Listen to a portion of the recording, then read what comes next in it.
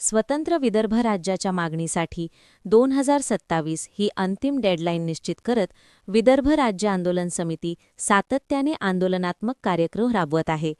विदर्भाची मागणी जनसामान्यांपर्यंत पोहोचावी आणि चळवळ तळागाळात रुजावी या उद्देशाने 2025च्या अखेरपर्यंत 6 जनसंकल्प मेळावे आयोजित करण्यात आले.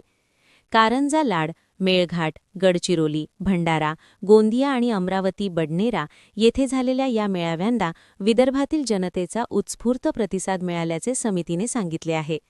दरम्यान महाराष्ट्र राज्याची आर्थिक स्थिती अत्यंत बिकट असून राज्यावर सध्या 9,30,000 कोटी रुपयांहून अधिक कर्जाचा डोंगर आहे.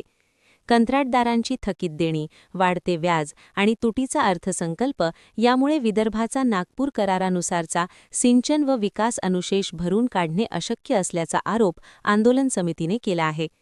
या पार्श्वभूमीवर रविवार दिनांक 22 फेब्रुवारी 2026 रोजी नागपुरात विदर्भ निर्माण जनसंकल्प लाँग मार्च आयोजित करण्यात आला आहे. विदर्भ चंडिका मंदिर, इतवारी येथून सुरू होणारा हा लाँग मार्च शहरातील प्रमुख चौकांतून मार्गक्रमण करत चिटणीस पार्क येथे भव्य जाहीर मेळाव्यात रूपांतरित होणार आहे. या आंदोलनात विदर्भातील 11 जिल्ह्यांतील 120 तालुक्यांचे प्रतिनिधी, पदाधिकारी तसेच 5,000हून अधिक नागरिक, तरुण व महिला सहभागी होणार आहेत.